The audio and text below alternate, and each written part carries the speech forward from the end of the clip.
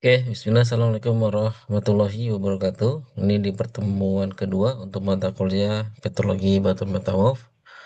Untuk pekan ini memang kita adakan online, tapi dalam hal ini direkam. Nanti linknya akan saya bagikan.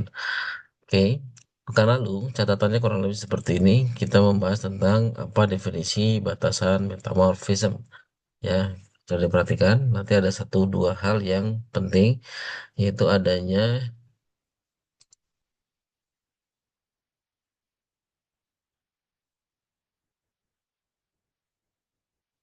ini ya. Oke, volatil gas ya, di mana dia terpisah ketika ada pembentukan dari karena ada perubahan tekanan tadi ya, tekanan, temperatur, dan waktu yang kemudian dia merubah memisahkan air itu sendiri. Oke,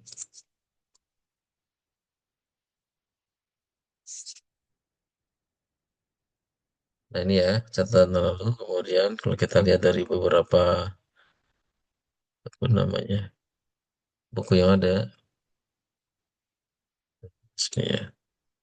Oke, kita lihat ini ada contoh nih. Metamorfisme adalah perubahan bentuk dan seterusnya. Ya, dia memiliki grade, derajat, kemudian dia mendapatkan ini utamanya, dan perubahan kimia juga terjadi, kemudian menghasilkan hidrothermal fluid. Nah, itu dia key-nya. Jadi karena adanya air di awal, kemudian ada proses juga perubahan dari A ke B dan secara bolak-balik seimbang, tapi ada unsur yang kemudian tidak terpakai bahasanya, kemudian menjadi liberate atau terpisah, dia menjadi volatil atau air di sistem itu. Ya, jadi hidrothermal fluid berkembang. Oke,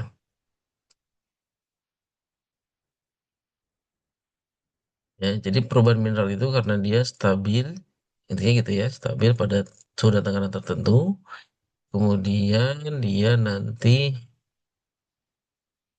mengkristal, ada pengalaman rekristalisasi membesar, ya kan? Kemudian terorientasikan, seperti yang kemarin, terdistribusikan, terorientasikan. Oke, ini ada beberapa mineral juga yang sifatnya tumbuh, tumbuh ya, jadi tidak terorientasi, dia lebih ke dominan tumbuh, ya seperti ini. Ada lusit, sedimen kianit. Oke. Nah, bukti ada tekanan seperti ini akan ada penjajaran dan seterusnya. Oke, ini fasis di next kita akan bahas lebih dalam dan mahasiswa harus wajib bisa menentukan tipe fasis dari sebuah metamorfisme. Oke, sehingga nanti kombinasi grade protolit bisa mendefinisikan fasies. Nah, ini jadi yang agak susahnya adalah kita harus mengetahui protolit. Ini contoh protolit ini ya. Shale, basalt, sandstone, limestone, dan seterusnya. Oke, kalau tipe-tipe metamorfisme ada kontak atau regional itu nanti kita bahas lebih dalam lagi. Intinya, sini ini gambaran bagus. Metamorfisme itu bisa fasisnya macam-macam, mulai dari ini ada yang lengkap, ada yang tidak lengkap dan seterusnya. Ini eh, juga jadi parameter di mana tektonik kembang pembentukan metamorfisme itu lihat dari kesatuan dari apa namanya tipe-tipe yang dijumpai di sana. Oke, seperti itu ya. Oke, nah ini nih tadi kemarin sempat saya sampaikan bahwa apa buktinya ada larutan yang tersisa kemudian dia terperangkap, ya dia akan ada seperti ini, bisa dalam foliasi, bisa di luar, di mana retakan itu akan terbuka, extend artinya dia di formasi yang lebih di dangkal, yang sifatnya beritel kan terbuka, kemudian membentuk apa yang disebut fines quartzite atau karbonat tergantung dari larutannya nanti. Ya. Hidrothermal metasomat ether fluid berasosiasi dengan metamorfism. Oke, atau beberapa umumnya kita coba di batuan buku ya. Ya, kan? Seperti itu. Nanti ada catatan. Mungkin sudah lihat catatannya nih, ada saya sudah buatkan.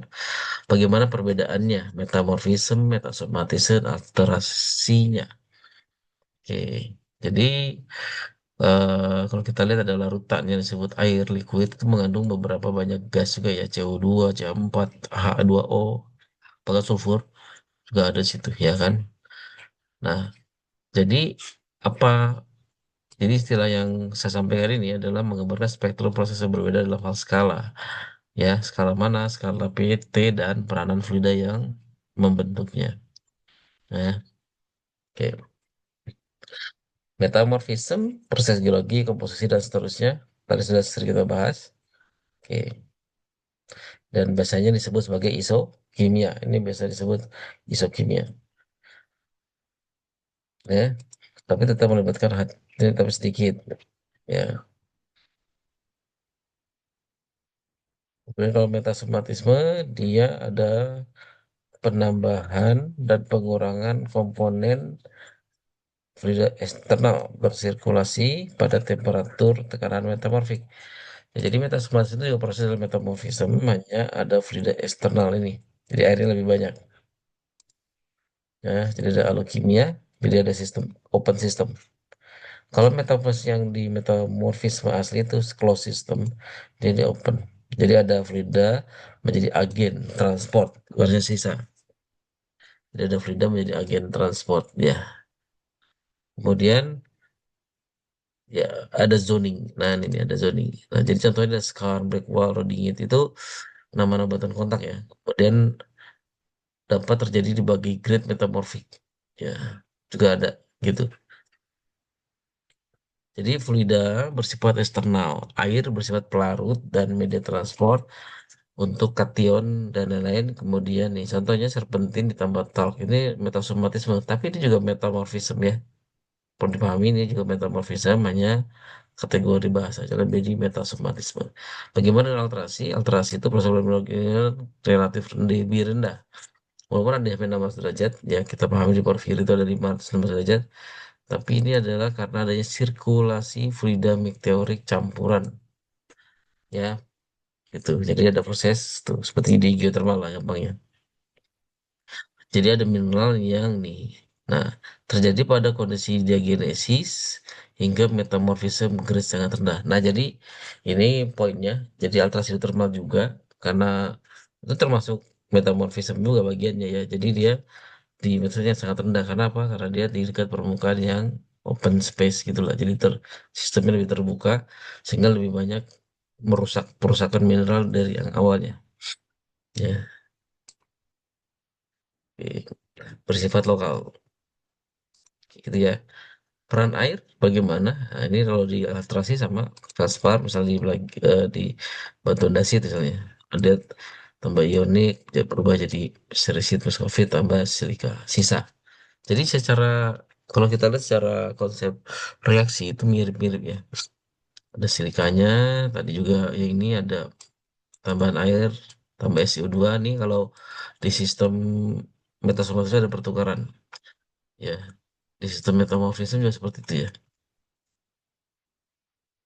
Oke. Nah, jadi apa, bagaimana perbedaannya? Nih, coba saya simpulkannya di sistem kimia, isokimia, lebih ya, kecuali ada volatil. Kemudian ada alkimia, ada transfer massa terbuka. Alkimia juga tapi terlokal. Konsentrasi di misalnya dekat pesesar atau ya dekat kontak-kontak dengan meteorik water. Kemudian sumber fluida yang satu internal, ya dari misalnya ada bak klorit, airnya keluar gitu. Kemudian atau ada batu lempung akhirnya keluar dia membentuk klorid dan seterusnya. Kemudian metasomatisme dari eksternal bisa magmatik meteorit atau formasi atau dari metamorfisme itu sendiri yang pada derajat tertentu ya. Kalau hidrotermal totally eksternal ya. Jadi misalnya benda A, ya, gampangannya kalau saya coba gambarkan ya. Jadi metamorfisme ini satu, misalnya ada benda A, maka kalau yang saya bilang warna kuning ini adalah airnya, dia akan bergerak di sini saja. Dia kemudian dia bereaksi ulang. Tapi ingat, dia ada yang liberate ke atas. Jadi airnya, lidahnya dari warna,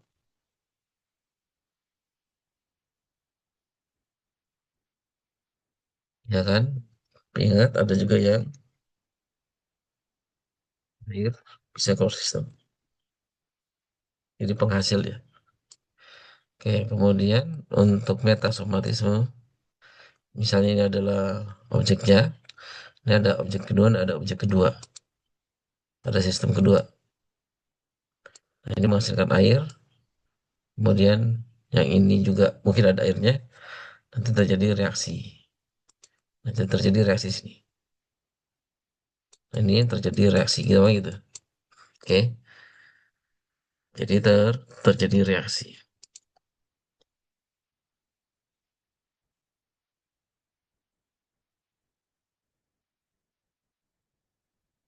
Oke, gitu ya. Kemudian kalau yang ketiga, hidrotermal. Misalnya sistemnya A, hidrotermal, batuan A, ini batuan B, gampang gitu. Sistem A, sistem B, kan? Gampangnya air meteorik, air permukaan kan gitu. Dia mengeluarkan air, air, nanti ada sistem trap, kan?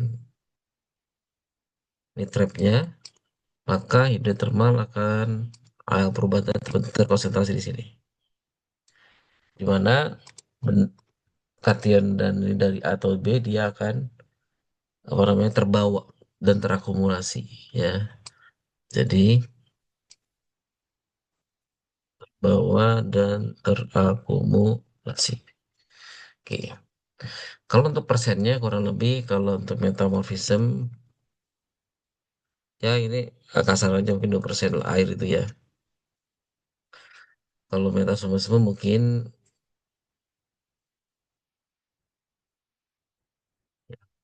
5 atau 20 lah. Kalau hidrotermal itu ya biasanya banyak banget 20 mungkin mungkin ya 30 sampai 50% lebih banyak airnya gitu. Yang lainnya tuh sisa misalnya SO2. Jadi semua ini juga menghasilkan SO2 ya. Ini menghasilkan SO2 sisa. Ini juga oh ini lebih mengikat SiO2 jadi silikat. Jadi juga sama ini membawa larutan SiO2 juga gitu. Gitu. Itu ya. Jadi metamorfism, metasomatism dan sistem hidrotermal atau alterasi sama kalau secara kata-kata memang, tapi secara konsep dia agak berbeda seperti yang saya sampaikan tadi. Gitu ya. Oke.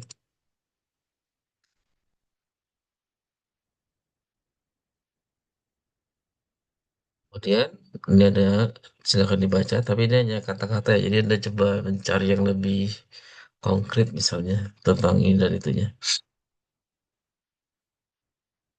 Atau Anda juga bisa minta bantuan AI, coba saya coba carikan di AI ya.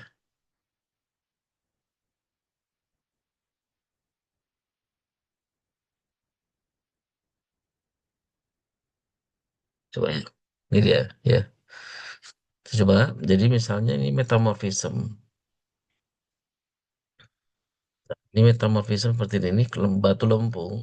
Ya, dia punya banyak kation, terjadi peningkatan tekanan dan temperatur. Kemudian dia menjadi serisit dan biotit dan sisa kuarsa. Kuarsanya di mineral dan ini metamorfism. Ini volatil sisanya. Ya kan? Kalau metasomatisme mirip, mirip-mirip juga bisa seperti itu ya. Oke.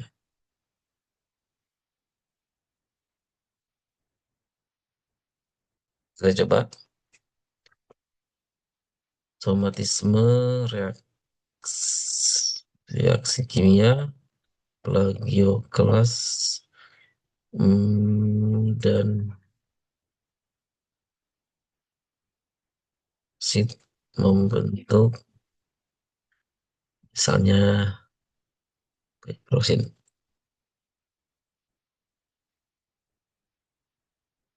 Ini misalnya. Jadi dia terjadi reaksi metasomatisme ada air yang menjadi peranan sebagai pembawa ya. Dan biasanya itu prosesnya salah satunya pasti ada yang mencairkan. Jadi dicairkan dulu. Kalau metamorfism itu lebih ke padat ketemu semi padat. Kalau Aldehyat hidrotermal itu cairan yang menyentuh padatan, kan gitu. Jadi agak beda. Ya. Nah, kemudian untuk hidrotermal sendiri banyak klasifikasinya nanti. eh kita coba kita lihat juga beberapa coba ini ada metamorphic rock. Kita kembali ke metamorfnya untuk apa? Biar kita tahu sebenarnya studi metamorf itu seperti apa. Ya, bisa baca sendiri mungkin. Jadi banyak batuan-batuan metamorf ini contoh di mana sih? Karang sambung ya, gitu. Seperti ini. Oke, nanti akhirnya menentukan fasies. Kenapa harus tentukan? Karena ini hubungannya nanti sama apa? Sama derajatnya dan tektonik settingnya. Ini nih kesimpulannya ada Greenskis dan amphibolite sehingga dia masuk di sekitar sini dan sini dan situlah. Ya kesimpulannya dia bagian dari subduksi gitu kan. Kemudian ini ada di mana nih? Ciletuh, Ciletuh, eh, Banten. Bentuknya mirip. Oke, fotografinya. Jadi memang kalau di studi mental mau nggak mau harus kuat di fotografi ya. Oke, kemudian ada geochemistry. Kalau lihat dari geokimianya ini mirip banget dengan batu lompung. Ya, kemudian diplot lah seperti biasa main plot-plot gitu. Nanti disimpulkan dia dari mana? Dia dari magmatic arc relate. Jadi Ciletuh itu ada hubungannya sama magmatic arc. Dengan apa? Dengan juga sumbernya. Kalau kita plot ini jadi pelit dan sedikit ada geriwik gitu. Itu dia. Dimana dalam tektonik settingnya dia masuk ke Island Arc. Dekat-dekat Island Arc gitu. Nah itu dia yang jadi kesimpulannya gitu. Jadi bisa menyimpulkan di mana dia terbentuk seperti ini kan. Dia terbentuk di sini gitu. Oke, seperti itu. Jadi kita lihat reaksi tadi. Sudah nih, sudah dibuatin. Di metasomatismenya seperti ini misalnya ada antorti, kuas, kalsit gitu kan. Jadi garnet dan gas CO2. Apa buktinya banyak gas CO2 yang terbuang ketika ada eh, namanya sistem metasomatisme misalnya ya.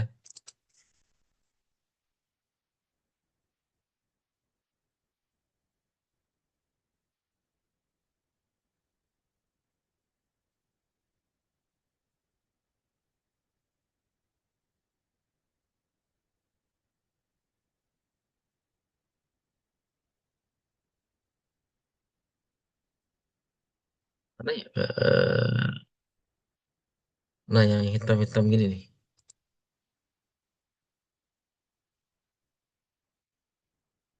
gas escape.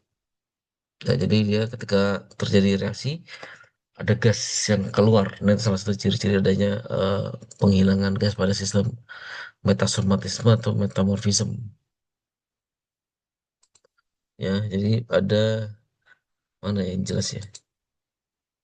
Nah, hitam-hitam ini kan bentuk gamping semua. Nih. Tapi ada hitam-hitam, nanti beberapa dia eh, bentuknya jadi seperti itulah ya. Oke,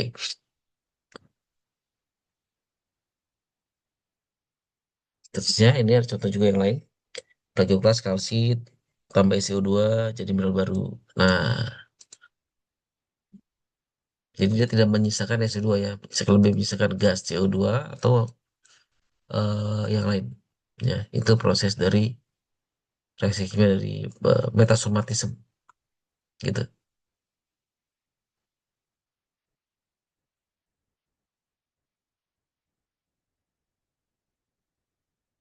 Oke, silakan kamu belajar sendiri. Jadi intinya di metasomatisme itu membentuk mineral baru dengan menghasilkan juga gas sisa.